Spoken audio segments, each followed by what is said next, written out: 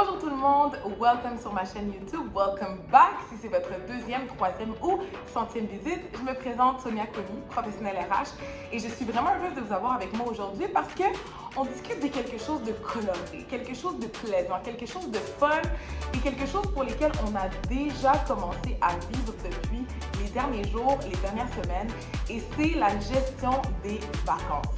En période estivale, on doit apprendre à mieux gérer nos vacances, le flot de travail dans notre équipe.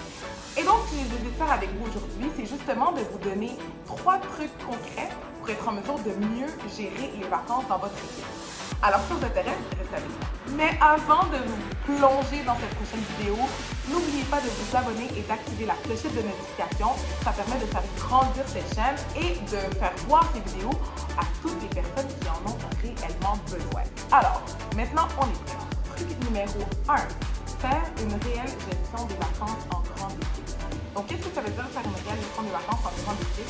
Ça veut dire que ce qui arrive souvent, c'est que si vous êtes gestionnaire, vous avez 2, 3, 4, 5 personnes dans votre équipe, vous allez faire la gestion des vacances dans votre équipe, vous assurez que 1 ou 2 personnes maximum partent en vacances en même temps. Mais ce qu'on oublie, c'est la force de travailler avec des gestionnaires qui ont des fonctions connexes aux nôtres pour s'assurer que les services rendus dans notre département ou dans notre division restent similaires pendant la période des vacances.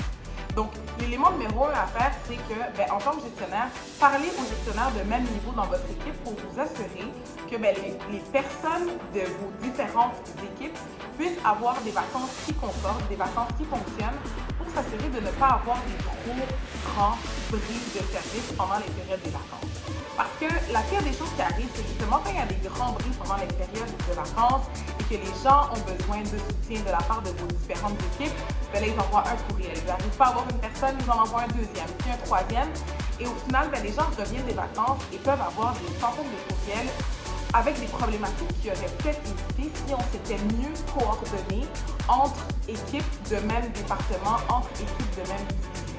Donc, de se parler un petit peu va vraiment aider à gérer le flot de travail. Au retour des vacances des différents membres des équipes, va aider à gérer le flot pour les personnes qui restent et qui travaillent et va permettre aussi de bien se sentir avant de partir en vacances. Il n'y a rien de mieux que partir en vacances le cœur en paix, sachant que la personne de l'autre équipe elle va être capable de me backer, elle va être capable de faire ci. Donc, assurons-nous de nous parler, d'avoir une bonne communication pour être capable de justement bien gérer les vacances. Le truc numéro 2 que moi je fais 2 semaines préalablement à mes vacances, c'est dans ma signature, je l'inscris. Donc, j'inscris que je serai en vacances de telle date à telle date. Ce qui fait que 2 semaines avant de partir en vacances, les personnes avec qui je communique le savent petit à petit. Si jamais il y a des éléments, des choses avec soit des clients externes, soit avec des personnes avec d'autres divisions qu'on a moins l'habitude de travailler et qu'on écrit des courriels ici et là, les personnes sont préparées et ne tombent pas sur un message d'absence le jour où justement vous avez commencé vos vacances. Donc, ce deuxième truc-là aide vraiment à gérer le flot avant, à préparer les gens avant et va faire en sorte que vous ne recevrez pas plusieurs courriels pendant vos vacances parce que justement, les gens n'étaient pas au courant que vous étiez partis. Et le truc numéro 3 qui pour moi est très important et a un impact direct sur les pré-vacances, les vacances et l'après-vacances, c'est la dédramatisation des vacances. J'ai l'impression des fois que quand les gens partent en vacances, c'est comme si c'était la fin du monde. Les vacances, c'est un processus qui est normal, c'est un processus qui est bien, c'est un moment où les gens ont l'opportunité de se ressourcer, de recharger leur batterie. Et donc, tout le monde mérite justement d'avoir ces vacances-là. Et donc, après le kick-off de la période estivale, généralement, c'est au même moment, on est en plein dedans. Prenez le temps avec votre division de dire, guys, la période des vacances va débuter, ça va être plaisant pour tout le monde. Assurons-nous de bien gérer nos dossiers avant de partir, d'aviser nos clients internes, d'aviser nos clients externes. Vous avisez les confrères des équipes sœurs, des équipes cousines qui vont ou qui peuvent être sollicitées pendant notre départ. On dédramatise le tout, on le célèbre et quand les gens reviennent, ils vont retrouver du travail, peut-être des mandats, des fonctions que vous avez laissées avant. C'est pour ça que les gens sont dans des emplois temps plein permanents, parce qu'il y a du travail à temps plein en permanence.